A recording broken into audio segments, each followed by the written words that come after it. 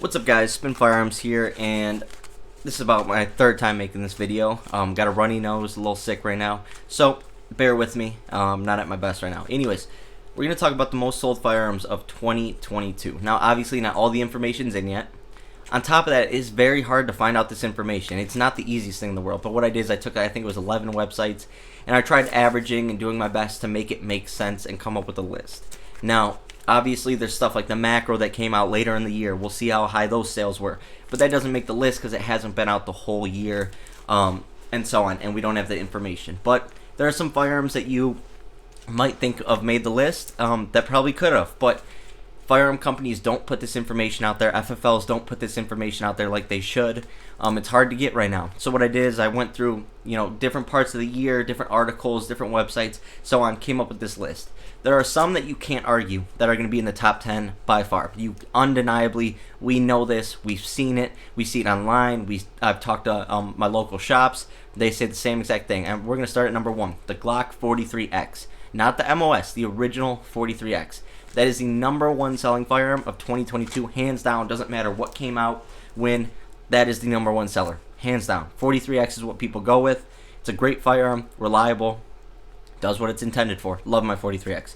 Next up is the Taurus G3C. Once again, you can't argue with that. We know Taurus has been killing it, making good firearms, good budget firearms that are reliable in most cases. That the average person can, buy regardless of their income, regardless of what they're going through in life. And it's just a good way to allow them to, utilize their rights of being able to protect themselves. I can't argue with anything Taurus is doing. I can't. They're a good company. There's a reason why I always say I own 4 Tauruses and I love them. Just because I don't carry them doesn't mean I don't like them. They're great firearms. I like what the company is doing. And I always root for the underdog. And Taurus is the underdog because they have been known for having reliability issues, terrible quality control, and so on from the past. And I just love to see the comeback they're making. And honestly, I think it's scaring a lot of other firearm companies. To see how many Tauruses are going to be in this top 10 list is crazy. But anyways, let's keep going. Glock 19 Gen 5 is number 3. Once again, I saw that in 4 on some of them. I saw it on 3 on some of them. So I just put it 3.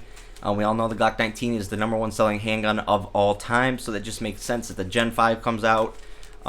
People are flocking to it. Great firearm. Can't argue with it. Next up, Taurus G2C. Now, I'll say this. So I go on Bud's gun shop to order stuff. But on top of that, they list their top selling firearms at that moment. And so I'm always just going there literally to check the top selling firearms. Like right now, it's the Springfield Armory XDS 4.0 in 45 with a crimson trace, red dot, $350 or something. So you can get a 4-inch barrel, chambered in 45, in a small concealable package, in the XDS, not the XD, with a red dot for $350. It makes sense that that is the number 1 selling firearm right now because it's such a good deal at this moment. Just like when that CZ P10M was $270. I'm like, what? How are you giving away a CZ for $270 after rebate? That was number 1 for a while. But what has taken number 1 and number 2 and number 3 and number 4 throughout the whole year, you see the Taurus G2C, the G series in general. GX4, G2C, GX4 XL, G3C, you just see them. They're always floating at the top. And it's because they're good firearms, they're cheap, and they allow people to be able to protect themselves even if you don't have, the most income at the moment. And that's what more can a firearm owner ask for. So I can't argue with that. Taurus G2C and G3C are always at the top, which we've seen this. We see how many people is a Taurus. We see how many people ride for Taurus. Under my comments in my videos, you see people go hard for Taurus. And like I said, I love to see the underdog story, so keep it up, Taurus. Let's go. Number 5 shocked me a little bit, but it was around 5. It was 4 on some of them. Glock 44. I didn't know so many people shot 22 long rifle.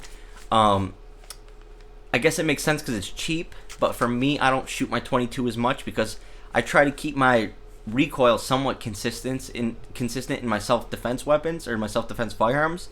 I don't want to be training with 22 long rifle all weekend, and then this week I have to use my firearm, God forbid, in a self-defense encounter. Because like they said, you're only as good as your last shots.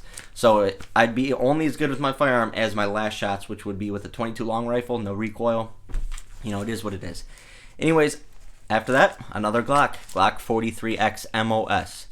Now, I saw this on some lists. I didn't see it on all the lists. I'm not sure if some of the lists combine the 43X and that MOS as being one firearm. Glock lists them as separate firearms, so I had to put them separate, but you know, that could be taking the place of something else. Like it all depends on how and that's what's so hard about finding this information, but I did try to get it for you guys.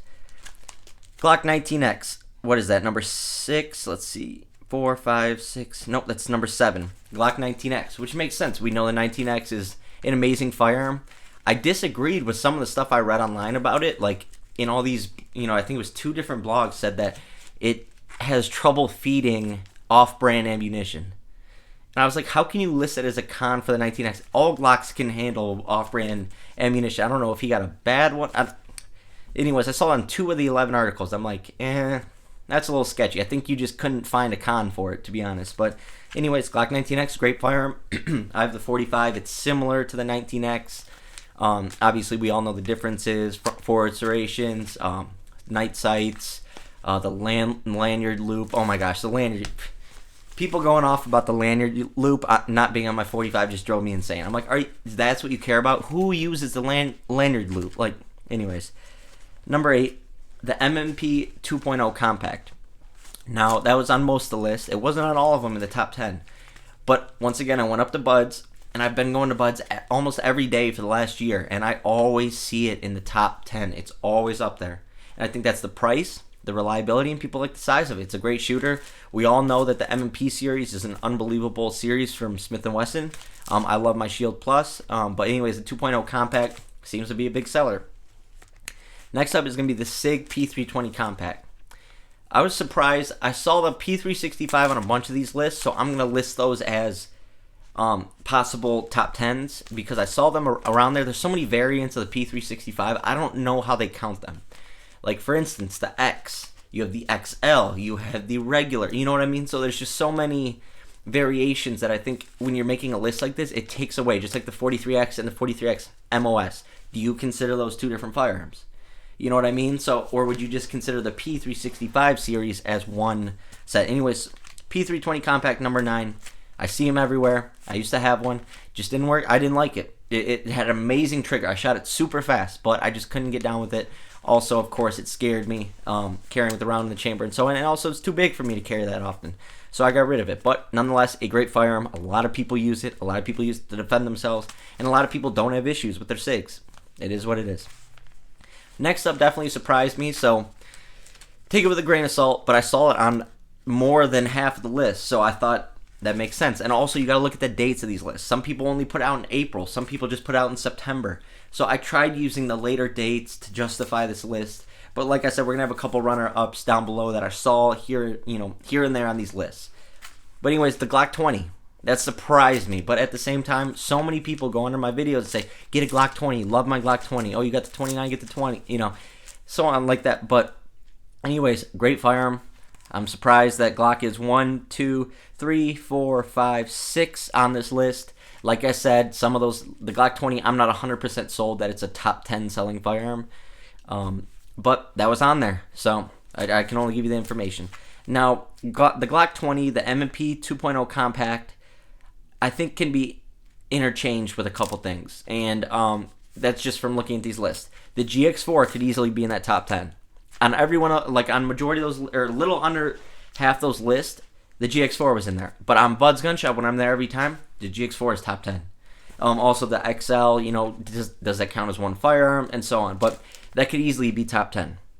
Now, on top of that, the SIG P365 series, I saw it on a couple lists, didn't see it on the other list. I don't know if they consider all variants one firearm, like I said. But anyways, that should easily be on the list. Great firearm. I was surprised how many Glocks were on this list, not going to lie to you. But to be honest, it makes sense. People, there's a big, in movies, you see Glocks. In John Wick, Glocks. In music videos, Glocks. In reenactments, Glocks. And it's just because there's just like a whole culture around Glock. And, I think that's a big reason for it. Also, the Tauruses. The fact that 3 Tauruses are on the top 10 selling list is unbelievable. That's huge. That is awesome. I like to see that they brought their production over to Georgia. Bainbridge, Georgia, I believe it is. Since then, they've been taken off. So I can only support Taurus.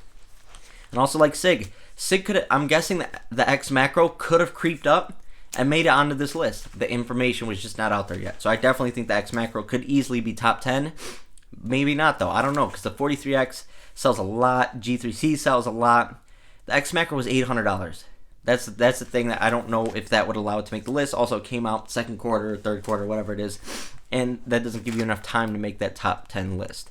But anyways, that's what I gathered. If you agree, you agree. If you disagree, put it in the comments. Let me know what you think. Let me know what you see. If you work at firearm stores, let me know what you've seen personally. I love to hear from you guys. Anyways, thanks for watching.